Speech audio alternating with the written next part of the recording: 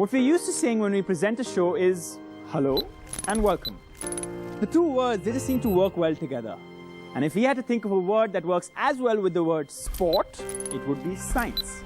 In fact, ask any professional athlete and he will say there's one word that's becoming synonymous with sport. It is science. 2009 14-time Grand Slam champion Leander Paes said Indian tennis needs a sports science centre. While that has still not happened, the government has recognized the need for such an institution. Imagine a state-of-the-art scientific centre focusing on just one thing, the best results for a sports person. Now where on the map of India can you find something of the sort? Well, we pinpointed 3 such centres in India, and here's what's happening in these places. A sports science centre in what's considered the IIT of physical education in Kerala.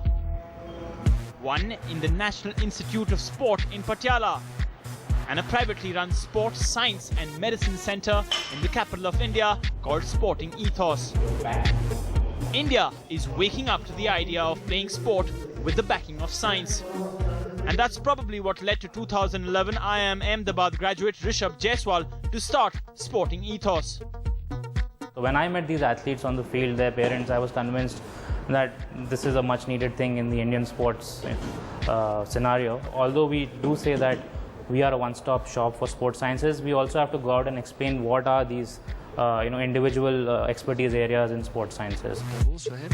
Khel Ratna awardee and the first Indian to win back-to-back world shooting titles, Ranjan Sodhi has used the services on offer here. Just like Indian Davis Cupper, Yuki Bhamri.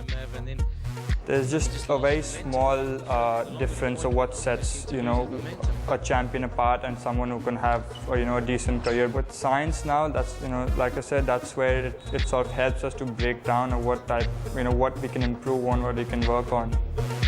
So how does it really work?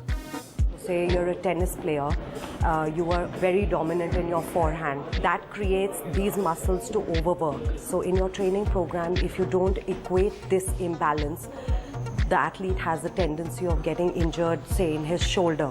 So biomechanics is basically studying various joints and how they play to perform in sport.